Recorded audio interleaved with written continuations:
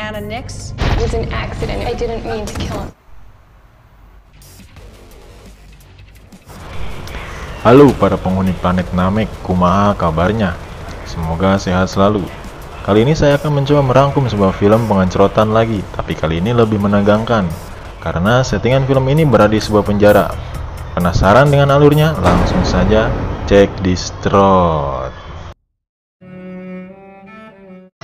Di awal film, kita akan diperlihatkan dengan seorang wanita bernama Anna. Ini dia orangnya, yang sedang memainkan sebuah alat musik cello.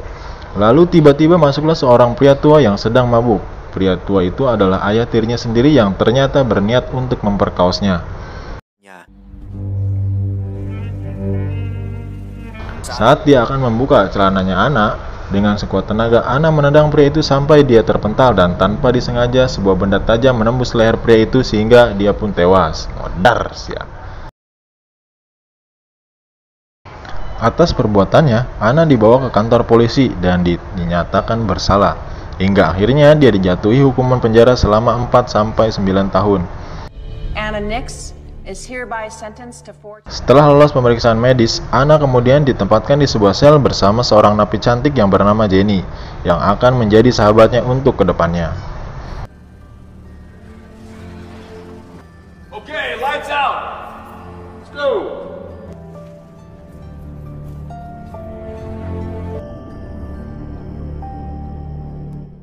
Singkat cerita, siang itu Anna dan para napi dibiarkan berkeliaran di lapangan untuk membangun kemistrinya dengan napi lain. Namun, kala itu Anna dihampiri oleh seorang ketua geng yang bernama Cody yang sekoyong-koyong mengajak Anna untuk bergabung dengan gengnya. Namun, karena tidak ingin mempunyai masalah di hari pertamanya, dia pun langsung menolak ajakan ketua geng tersebut. Just trying to be your friend. Akibat penolakannya itu, Anna kemudian diseret ke sebuah ruangan oleh geng Cody, lalu disiksa sampai badannya dipenuhi memar. Akibat kejadian itu, Anna mendapat perawatan dan diingatkan oleh perawat penjara agar tidak membuat masalah di sana. Sawyers. Setelah mendapat perawatan, Anna pun dipanggil oleh seorang kepala penjara bernama Frank. Lalu di ruangannya dari situ membicarakan tentang latar belakang Anna yang mahir dan memainkan alat musik bernama cello. Tapi sebenarnya tujuan Frank memanggil Anna adalah untuk menawarkan sebuah perlindungan dari kejaman geng Cody. Dengan syarat Anna harus melayani Frank untuk memuaskan nafsu bejatnya. Namun karena Anna termasuk gadis yang soleha, tentunya dia langsung menolak tawaran Frank tersebut. Dan setelah pembicaranya selesai, Anna pun kembali ke selnya dan mulai curhat kepada Jenny tentang perlakuan Frank pada dirinya.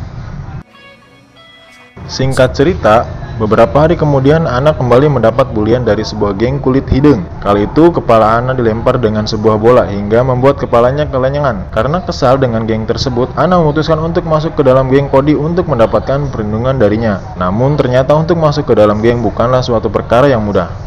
Cody meminta Anna untuk melabrak ketua geng kulit hitam dan menghajarnya, sedangkan Cody dan kelompoknya akan merekam aksi Anna sebagai pembuktian, sekaligus untuk mengantisipasi jika Anna berani mengkhianati mereka.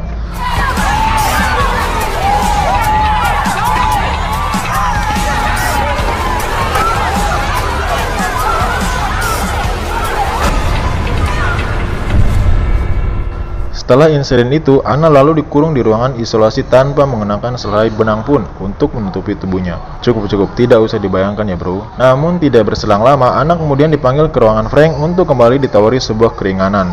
Dengan syarat Anna harus melakukan apa yang Frank inginkan. Akhirnya Anna memutuskan untuk menuruti kemauan Frank dengan melamoti tongkat ajaibnya miliknya yang anjing. Keesokan harinya Anna berkumpul di ruangan geng Cody dan dibuatkan sebuah tato sebagai penanda bahwa kini dia adalah anggota geng Cody. Dan dari sana juga Anna mulai mengenal yang namanya Bako setelah dia dimasukkan ke dalam geng tersebut. Keesokan harinya Anna dijenguk oleh seorang ibu, namun bukan kebahagiaan yang dia dapatkan, melainkan sebuah pertengkaran karena ternyata ibunya masih percaya bahwa Anna benar-benar membunuh suaminya. Lalu beberapa jam kemudian, ketika Anna sedang berkumpul dengan geng Cody, tiba-tiba mereka diserang oleh kelompok kulit hitam dan perkelahian pun tak terelakkan lagi.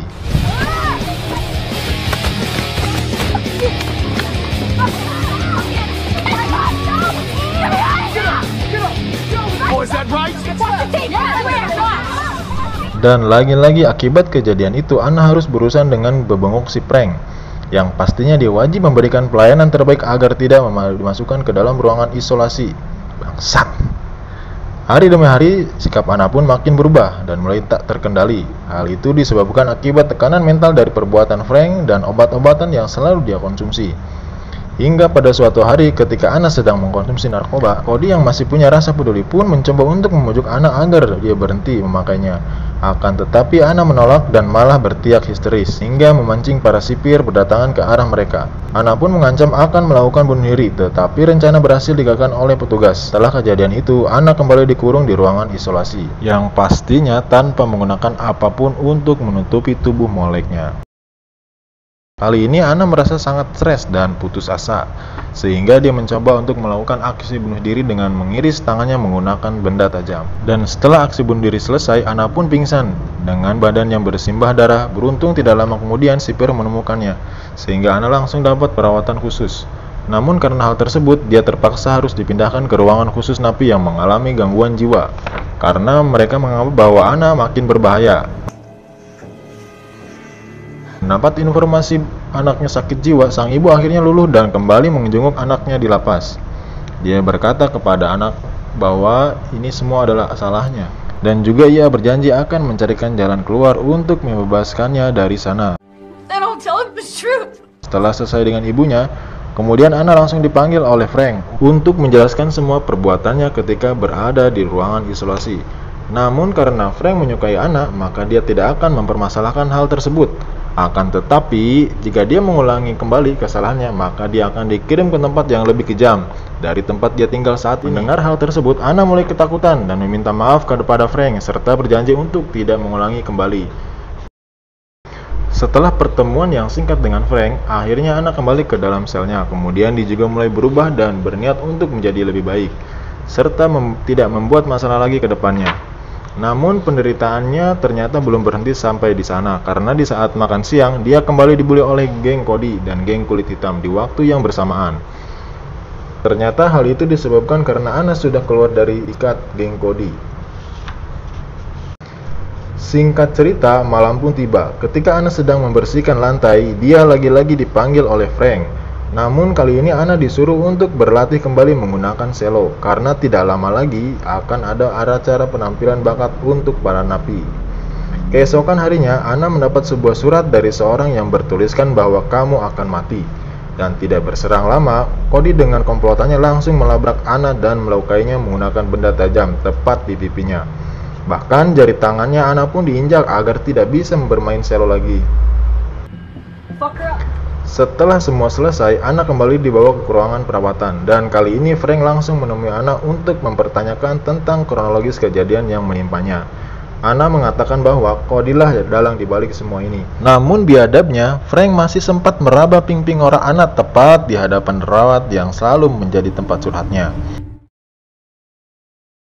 Setelah kunjungan Frank selesai, kini saatnya untuk Anna kembali ke dalam selnya. Namun Anna malah mampir sebentar untuk ke ruangan perawat karena dia tahu bahwa perawat tersebut adalah orang yang menjunjung tinggi keadilan, hingga mungkin dia bisa menjadi satu-satunya orang yang akan mempercayainya.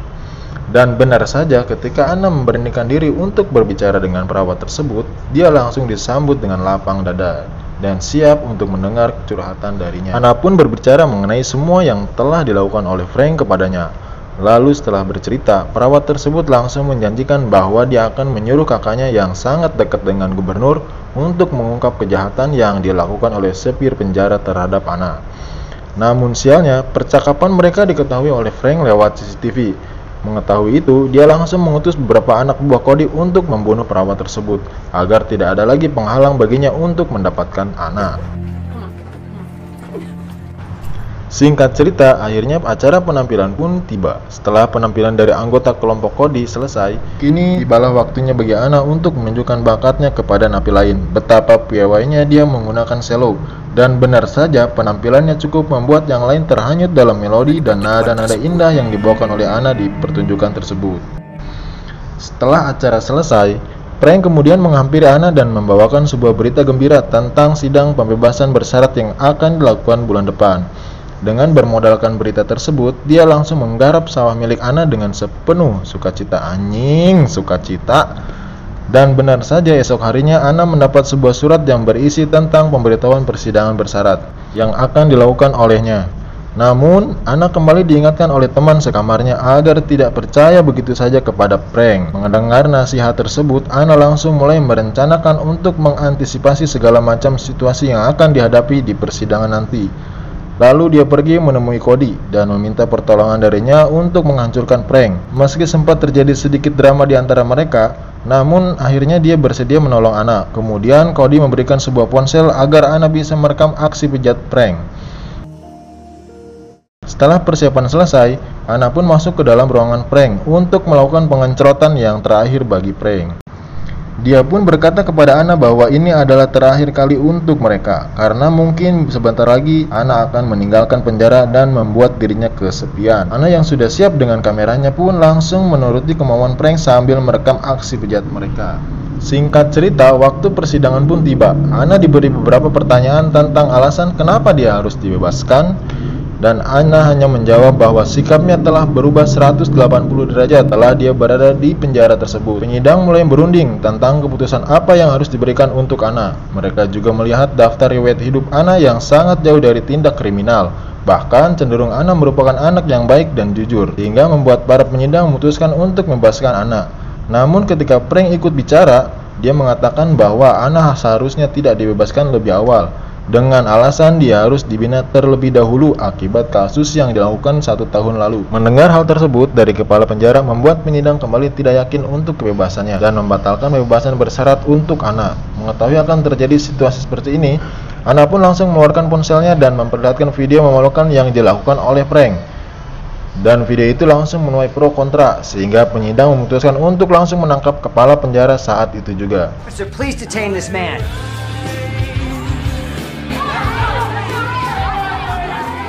Para penyidang juga sangat mengapresiasi keberanian Anna dalam mengungkap sebuah kebusukan yang ada di dalam penjara ini.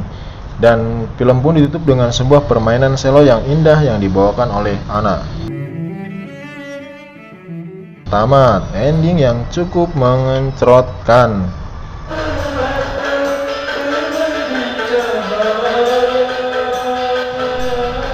Oke, pesan yang dapat kita ambil dari film ini adalah jangan masuk penjara. Jangan lupa like, komen, dan subscribe. Sampai jumpa di video berikutnya. Terima kasih.